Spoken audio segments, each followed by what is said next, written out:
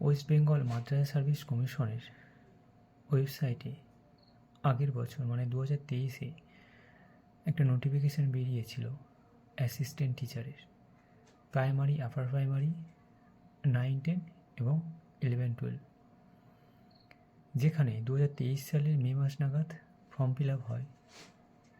মোট ভ্যাকান্সি ছিল 1729 জন এবং এর এক্সামটা হয় 2024 সালের ফেব্রুয়ারিতে একটা এক্সাম হয় এবং মার্চ এপ্রিল নাগাদ একটা এক্সাম হয়।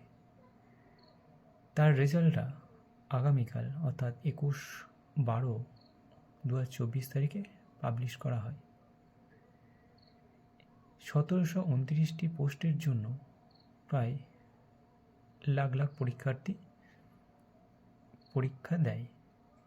সেখানে দেখা যায় যে কোনো রকম কাট অফ মার্কস ছাড়া রেজাল্ট পাবলিশ করা হয়। এবার কোন একজন পরীক্ষার্থী কত নম্বর পাচ্ছে বা কে কার থেকে কত নম্বরে পিছিয়ে আছে সেটা সে বুঝতে পারছে না, কারণ আমাদের কাছে কাট অফ মার্কস ক্লিয়ার নয়। যদি কাট অফ মার্কসটা ক্লিয়ার থাকে তাহলে আমরা বুঝতে পারবো আমরা কে কত মার্কস পাচ্ছি এবং কে ইন্টারভিউর জন্য অ্যাপিয়ার হচ্ছে। একটা দ্বন্দ্ব থেকেই যাচ্ছে।